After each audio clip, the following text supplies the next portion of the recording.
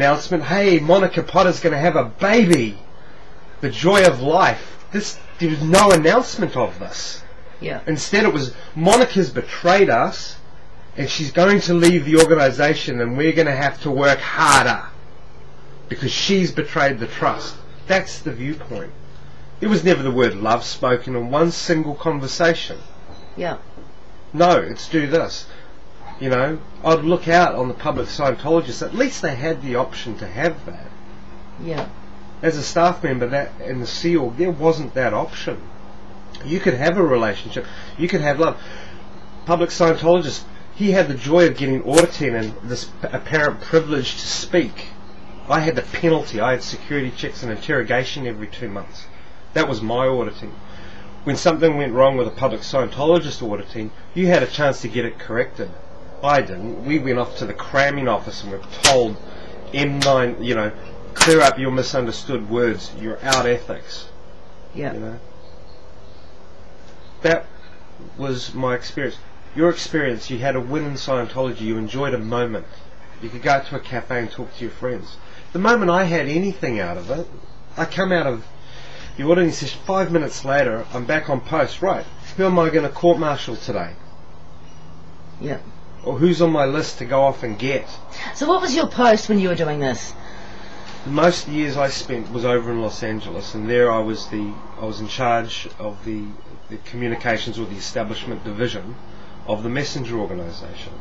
And the messenger organisation are those people that are charged with the highest authority within the church to basically do what's ever needed at any time, written or verbal is not applicable, and enforce that upon management. So whereas management were over local management units within continents that were then over the organisations, we were over management and overrode their decisions or asked them to do whatever was needed. Because often parts of the puzzle didn't understand why they were doing particular activities. It seemed innocent enough. Yeah. But only the CMO and RTC were actually in full control of the facts. Why do we need that org over there, that organisation, to do particularly well right now? Why? Well, maybe we've got a legal case coming up and we need to strengthen the field out there. We need to get that part working. Right. It's all about the church. I didn't care about the individuals involved. They're just, can we get it done? You're a piece of meat. We called staff members coins. That was the term. When we had a person that we could get a position filled with, and we'd shove them off to flag, you know, shove them down to Florida. It didn't matter if he had a child there.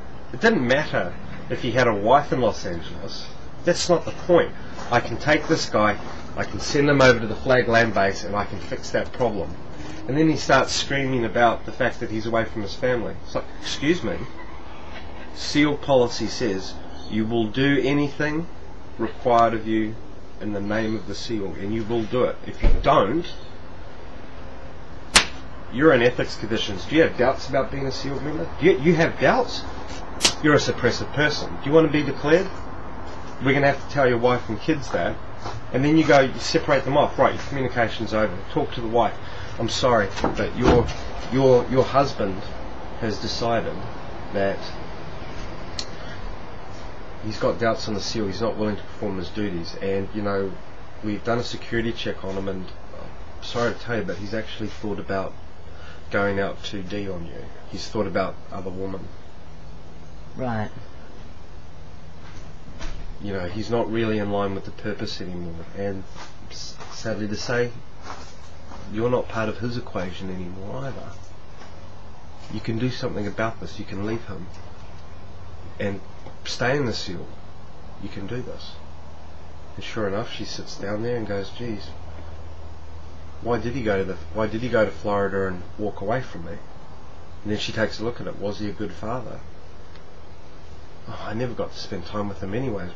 What value is he really as a partner? Because there is no value, because you don't have time to have a relationship. So it's not hard for that person to go, right, I will divorce. If you took a look at the statistics of the SEAL and every member in it and looked at how many marriages they had, we've got people that have been married 2, 3, 4, 5 times. Yeah. And this is all from a church that claims to be able to solve these problems in relationships. And just about every SEAL member has got a history of 1 or 2 marriages. So how often did that happen? Well, you described about, talking to the wife and getting that marriage to be dissolved. How often did that happen? Well, quite a lot. That you knew of? Well, quite a lot. I mean, let's understand one thing. When I was over in Los Angeles working there, we had the entire middle management, some 500 staff. Now this was the late 80s, early 90s, wasn't it? Mid-90s. Mid-90s? 93, 94, 95, okay. 96.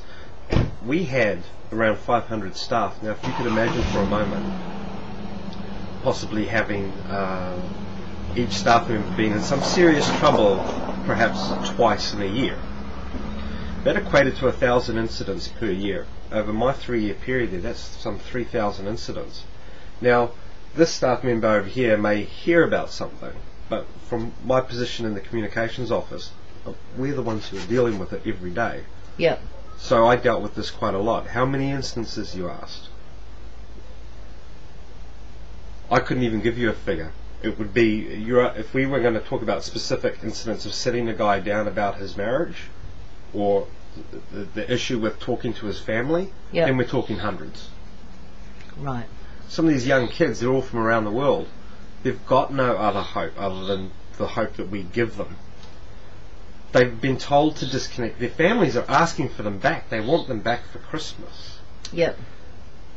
We don't want them to go away on Christmas because we know if we send them away, if we allow them to go, there's a high probability that they're not going to want to come back. So don't let them go in the first place. Right.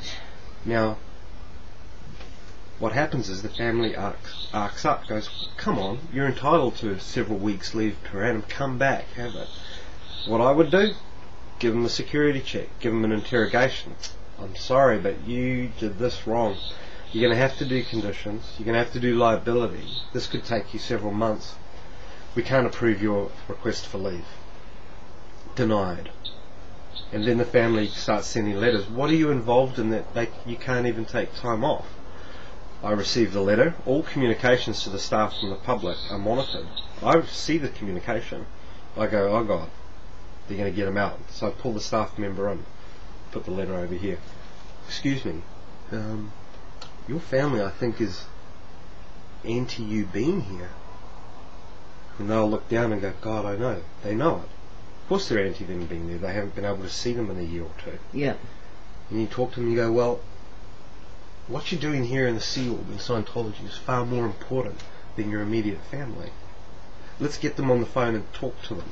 And you coerce them into talking with them, giving them a public relations story. Oh, I will come back in a month or two. Another month or two goes past. They start getting angry. They start making phone calls. You start blocking off those calls, and finally you tell the staff member, you know what? It's time to disconnect. They're really against you being here. And guess what? The staff member goes, you know what? They're right. Because I talk to them and they just yell and scream at me now and start criticising Scientology. They must be crazy. So disconnect. Okay, disconnect. Good. Fair roads, fair weather. You only write them once a month. Talk about how great it is. Tell them you're having fun. You don't want to get them upset about you. Eventually the family line disappears. And then one day this person wants to think about leaving the SEAL, and how are they supposed to? They've got nowhere to go in life. They don't have bank accounts, they don't have credit cards, they don't even know what's going on out in the world. There's no newspapers, there's no television, there's no magazines. They're completely dependent upon now the life that you give them. Yeah. Yep. What do you do as a human being? If you even know you're a human being anymore. If that concept is still real to you. You haven't gone off and played sports. You haven't sat and been to a movie together. You've worked 14 hours a day. You're a machine now.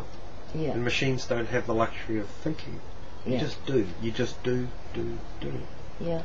So tell me, what's your take on DM being responsible for this, as opposed to, say, LRH and Scientology itself? Oh, it's good for somebody to point the finger and blame that one man in his entirety